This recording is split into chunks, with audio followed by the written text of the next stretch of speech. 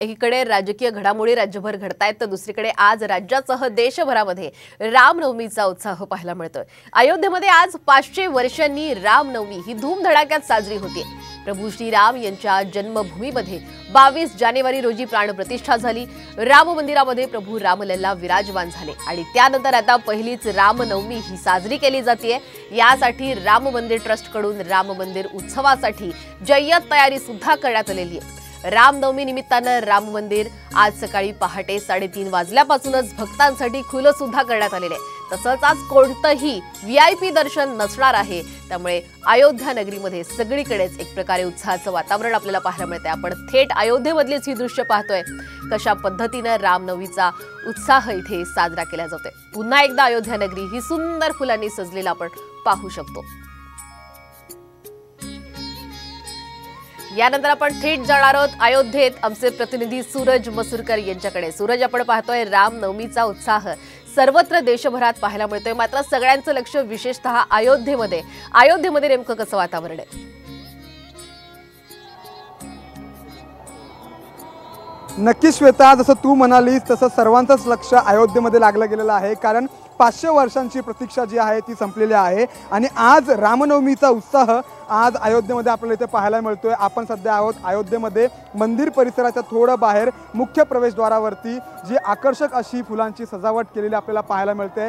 लाखो भाविक आज अयोध्येमध्ये देशभरातून येत आहेत। त्यांच्या मनामध्ये एकच भावना आहे की आम्हाला रामलल्लाचं दर्शन घ्यायचं आहे आणि आम्ही रामलल्लाचं दर्शन घेतल्यानंतर आम्हाला एक आनंद झालेला आहे। जी आमची 500 वर्षाची प्रतीक्षा होती ती संपलेली आहे। आम्ही शब्दामध्ये आमचा आनंद व्यक्त करू शकत नाही, अशी जी भावना आहे श्वेता ती इकडच्या भाविकांनी व्यक्त केलेली आहे। ही जी गर्दी श्वेता तू पाहू शकतेस ती संध्याकाळपर्यंत अजून वाढू शकते। ही समोर हनुमान गडी असेल किंवा बाजूलाच राम मंदिर असेल, त्या दोन्ही ठिकाणी हे जे भाविक आहेत ते जात आहेत आणि अतिशय उत्साहाचं वातावरण आहे। जी गर्दी आहे ती त्याच्यावरती पूर्णपणे नियंत्रण पोलिसांनी ठेवलेला आहे आणि तसेच मंदिर परिसरामध्ये कोणत्याही वाहनाला श्वेता इथे प्रवेश नाही आहे। फक्त शासकीय वाहन सोडल्यास इतर कोणत्याही वाहनाला मंदिर परिसरात जो आहे तो प्रवेश नाही आहे। तसेच दुसरं महत्त्वाचं म्हणजे आज VIP दर्शन जे आहे ते बंद आहे आणि त्यामुळे इकडचे जे भाविक आहेत त्यांच्या मनामध्ये देखील हीच भावना आहे की आज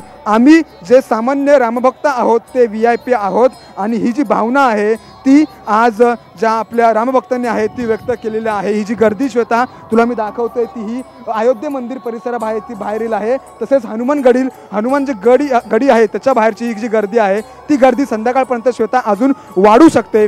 तर त्यामुळे पोलीस प्रशासन देखील आहे ते अलर्ट मोडवरती आहे आणि थोड्याच वेळात श्वेता सूर्यकिरण टिळक ही जी एक हे आहे ते आज थोड्या वेळात होणार आहे। जी समारंभ आहे तो थोड्या वेळात होणार आहे। प्रभू श्रीरामांच्या मूर्तीवरती सूर्याची किरण थोड्याच वेळात पडणार आहेत। हा जो सोहळा आहे तो थोड्याच वेळात पार पडणार आहे आणि त्याची लाईव्ह प्रक्षेपण हे जगभरातील लोकांसाठी करण्यासाठी मंदिर ट्रस्टने देखील योग्य त्या सोयी सुविधा केलेल्या आपल्याला पाहायला मिळतात। श्वेता, अतिशय उत्साहाचं वातावरण आज अयोध्येमध्ये आहे। नक्कीच ज्या पद्धतीने आपण पाहतोय सगळीकडेच उत्साहाचं वातावरण पाहायला मिळतंय। सुंदर अशी अयोध्या नगरी ही सजलेली आहे। एक दिवसभरातल्या कार्यक्रमांचा जर विचार केला, अयोध्येमध्ये आज दिवसभर नेमके कोणकोणते कार्यक्रम किती वाजता होणार आहेत? सध्या आपण थेट अयोध्येतलीच दृश्य पाहतोय। प्रभू रामलल्ला यांना दुग्धाभिषेक केला जातोय आणि साम टीव्हीवर याची तुम्ही एक्सक्लुझिव्ह दृश्य सुद्धा पाहताय। सुंदर असं मनमोहक रूप आहे प्रभू रामलल्ला यांचं आणि आता या रामलल्लाला रामनवमीच्या दिवशी सुंदर असा दुग्ध अभिषेक सुद्धा केला जातोय।